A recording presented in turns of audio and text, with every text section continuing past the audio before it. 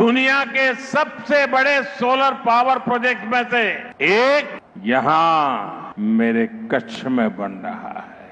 Mumbai Ahmedabad high speed rail corridor का इस भूमि पूजन के अवसर पर कोटि कोटि शुभकामनाएं और बधाइयां देता हूं। हमारी सरकार ने हर महीने मुफ्त राशन की सुविधा मखाना बोर्ड की घोषणा की है।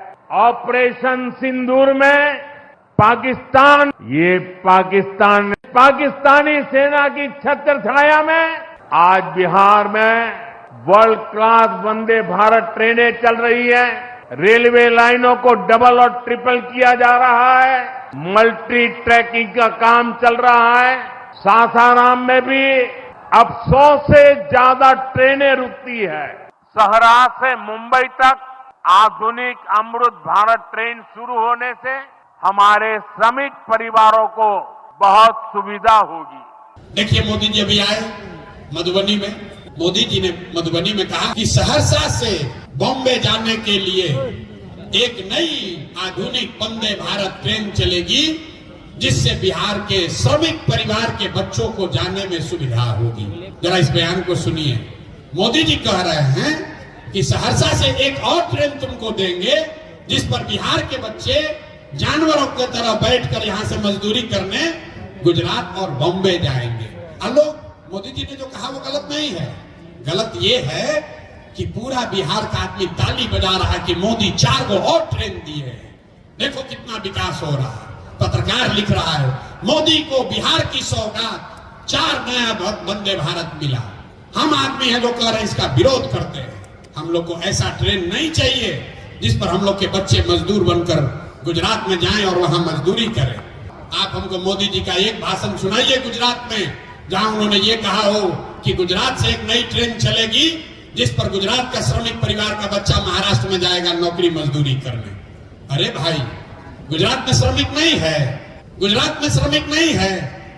मोदी जी गुजरात गए, अभी कच्छ में उन्होंने भाषण दिया, मधुबनी के बाद कच्छ गए तो कहा कि मेरे कच्छ